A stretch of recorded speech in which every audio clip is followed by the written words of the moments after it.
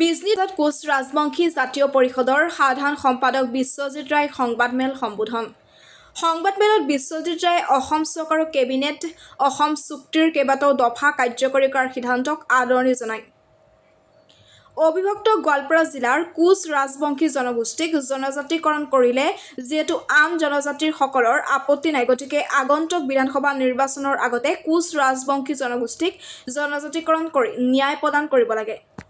সংবাদমেলত বিশ্বজিৎ ৰায়ে কংগ্ৰেছ দলক তীব্ৰ সমালোচনা কৰি কয়, কংগ্ৰেছে অসমৰ ৬ জনগোষ্ঠীৰ জনজাতিকৰণ বিচাৰে নে নাই সেয়া স্পষ্ট কৰক। কংগ্ৰেছে যদি অসমৰ ৬ জনগোষ্ঠীৰ জনজাতিকৰণৰ বিষয়টো অকল ৰাজনৈতিক ইছ্যু হিচাপে ব্যৱহাৰ কৰি ২০২৬ চনৰ অসম বিধানসভা নিৰ্বাচনৰ বৈতৰণি পাৰ হ'বলৈ চেষ্টা কৰিছে, তেন্তে মানি লোৱা নহ'ব বুলি কয় সংবাদমেলত। শেহতীয়াভাৱে অসম চৰকাৰৰ কেবিনেটে অসম চুক্তিক কেইবাটাও দফা কাৰ্যকৰী কৰিবলৈ লোৱা সিদ্ধান্তক আমি কোচ ৰাজবংশী জাতীয় পৰিষদে আদৰণি জনাইছোঁ। তাৰ লগে লগে অসমৰ মুখ্যমন্ত্ৰীয়ে কৈছে যে ১৯৬১ চনক ভিত্তিবৰ্ষ হিচাপে লৈ যে খিলঞ্জীয়া মানুহৰ যাতে ভূমি সংৰক্ষণ কৰিব পাৰি তাৰ কাৰণে ভূমি নীতি তেওঁক গ্ৰহণ কৰাৰ কথা কৈছে, তাক আমি ধন্যবাদ জনাইছোঁ। বিগত সময়ছোৱাত সদৌ কোচ ৰাজবংশী ছাত্ৰ সন্থাৰ মজিয়াৰ ফালৰ পৰা আৰু কোচ ৰাজবংশী জাতীয় পৰিষদে আমি কৈছোঁ যে অসমৰ খিলঞ্জীয়া বা অসমৰ মানুহক যদি ৰক্ষণাবেক্ষণ কৰিব লাগে, তেতিয়াহ'লে প্ৰচলিত যি ভূমি নীতি আছে তাক সংশোধন কৰি খিলঞ্জীয়াৰ কাৰণে সংৰক্ষণ কৰিব লাগে। যে পলমকৈ হ'লেও অসমৰ মুখ্যমন্ত্ৰী ডক্টৰ হিমন্ত বিশ্ব শৰ্মাই তেওঁ যি সিদ্ধান্ত লৈছে তাৰ কাৰণে আমি আদৰণি জনাইছোঁ, ধন্যবাদ জনাইছোঁ। একেদৰে আমি তেখেতলৈ আমি দাবী উত্থাপন কৰিছোঁ, অসমৰ ভূমি অকল সংৰক্ষণ হ'লেই নহ'ব, যে অসমৰ খিলঞ্জীয়া মানুহৰ যি ৰাজনৈতিক অধিকাৰ সেই ৰাজনৈতিক অধিকাৰক সন্নিৱিষ্ট কৰাৰ কাৰণে অসমৰ বিধানসভা বা লোকসভা সমষ্টিবিলাক সংৰক্ষণৰ ব্যৱস্থা কৰিব লাগিব।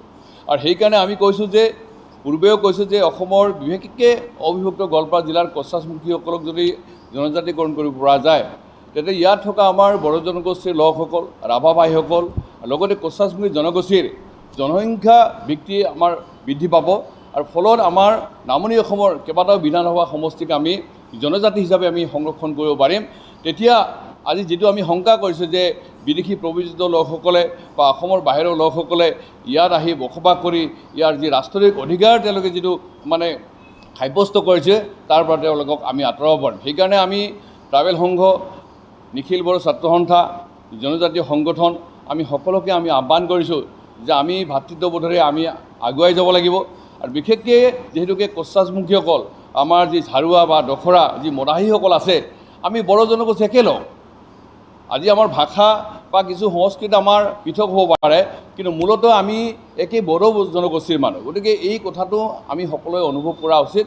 আৰু সেইকাৰণে নামনি অসম বিশেষকৈ অবিভক্ত গোৱালপাৰা জিলাৰ কোচ ৰাজবংশীসকলক জনজাতিকৰণ কৰাৰ ক্ষেত্ৰত আজি ট্ৰাইবেল সংঘৰ সন্মানীয় সাধাৰণ সম্পাদক আদিত্য খাগলাৰী ডাঙৰীয়াই কোনো আপত্তি নাই বা অসুবিধা নাই বুলি কৈছে, যে যিহেতুকে অবিভক্ত গোৱালপাৰা জিলাৰ কোচ ৰাজবংশী জনগোষ্ঠীৰ জনজাতিকৰণ ক্ষেত্ৰত জনজাতি সংগঠনবিলাকৰ আপত্তি নাই, গতিকে সেইকাৰণে অসম চৰকাৰৰ মুখ্যমন্ত্ৰী ডাঙৰীয়াক আমি আহ্বান কৰিছোঁ যে আমি সময়সূচীৰে আমি বিধানসভাৰ নিৰ্বাচনৰ আগতে আমাৰ নিপীড়িত এই কোচ ৰাজবংশী জনগোষ্ঠীক জনজাতি হিচাপে মান্যতা প্ৰদান কৰি এই অঞ্চলৰ বড়ো, ৰাভা বা আন জাতি জনগোষ্ঠীৰ লগতে কোচ ৰাজবংশীসকলক এক ন্যায় প্ৰদান কৰিব লাগে। গতিকে আজি মুখ্যমন্ত্ৰী ডাঙৰীয়াক বা আদিত্য খাগলাৰী ডাঙৰীয়াৰ আমি বক্তব্য শুনিছোঁ, এটা ব্যক্তিগত টিভি চেনেলত তেওঁ কিছুমান কথা কৈছে, কিন্তু আমি কথা কৈছোঁ যে বৰ্তমানৰ জনজাতিসকলৰ কোনো ক্ষতি হ'ব নালাগে। আমি কথাটো স্পষ্ট পূৰ্বে কৈছোঁ, আজিও কৈছোঁ, ভৱিষ্যতেও কৈছোঁ যে আজি BTCৰ জনজাতিৰ কাৰণে যিকেইটা সমষ্টি সংৰক্ষণ আছে বা আজি অসমৰ বিধানসভা সমষ্টি যিকেইটা জনজাতিৰ কাৰণে সংৰক্ষণ আছে তাত আমাক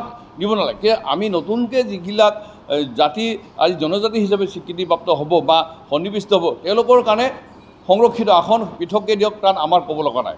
কিন্তু আজি এই ক্ষেত্ৰত আমি দেখিছোঁ যে শেহতীয়াভাৱে অসম প্ৰদেশ কংগ্ৰেছৰ সভাপতিয়ে বা তেওঁলোকৰ বিৰোধী নেতা দেৱব্ৰত শইকীয়া ডাঙৰীয়া, তেওঁলোকৰ সাংসদ ৰকিবুল হুছেইন ডাঙৰীয়া জনজাতিকৰণ সম্পৰ্কত তেওঁলোকে প্ৰতিক্ৰিয়া প্ৰকাশ কৰিছিল। তেওঁলোকে কৈছে যে পূৰ্বৰ কংগ্ৰেছ চৰকাৰৰ দিনত যদি বিধানসভাৰ মজিয়াত যে অসমৰ বৰ্তমান জনজাতিসকলৰ ক্ষতি নোহোৱাকৈ জনজাতিকৰণ দিব লাগে বুলি এনেকুৱা ধৰণৰ প্ৰস্তাৱ গৃহীত কৰা আছিল, তেতিয়াহ'লে এইটো বিধানসভাৰ মজিয়াত এমেণ্ডমেণ্ট কৰিব লাগে বুলি কংগ্ৰেছে কৈছিল। কিন্তু একেদৰে আমি দেখিছোঁ যে আজি তেওঁলোকৰ প্ৰদেশ কংগ্ৰেছৰ সভাপতি ভূপেন বৰা ডাঙৰীয়াই কৈছে যে বৰ্তমানৰ জনজাতিসকলৰ কোনো ধৰণৰ ক্ষতি নোহোৱাকৈ মানে 6 জনক জনজাতিকৰণ কৰোঁ। এইটো কেনেকুৱা কথা?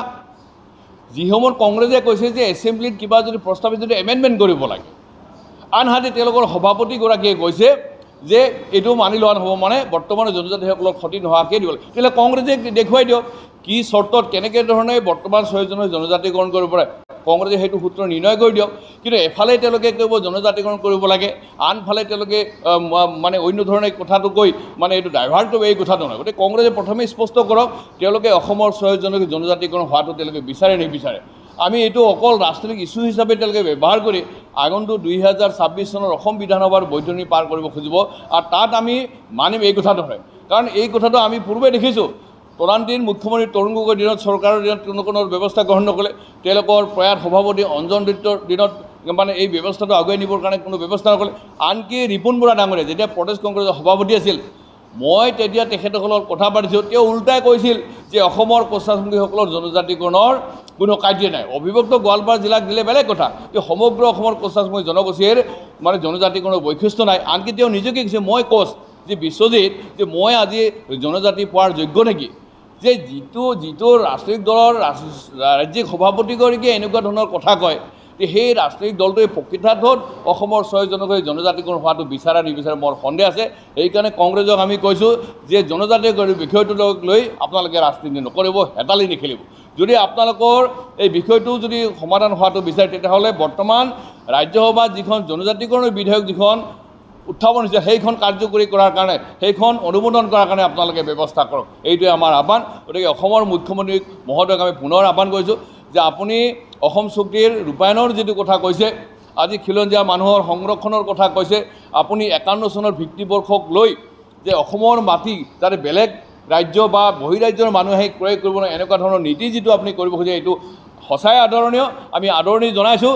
আৰু ইয়াৰ লগতে বিশেষকৈ অভিযুক্ত গোৱালপাৰা জিলাৰ কোচাছমুখীসকলক জনজাতিৰ মৰ্যাদা প্ৰদান কৰি আমাৰ নামনি অসমত থকা বড়ো জনগোষ্ঠীৰ লোকসকলৰ লগত, ৰাভাসকলৰ লগত, আমাৰ গাৰোসকলৰ লগত, আমাৰ হাজংসকলৰ লগত সমভাৱে আমাৰ যি দখৰা ঝাৰুৱা আমাৰ যি মদাহী কোচাছমুখীসকলক আছে, এইসকলক জনজাতিৰ মৰ্যাদা প্ৰদান কৰি আমাৰ ভাতৃত্ববোধৰে এক ইকুৱেল ষ্টেটাছ দিবৰ কাৰণে আমি আহ্বান কৰিলোঁ।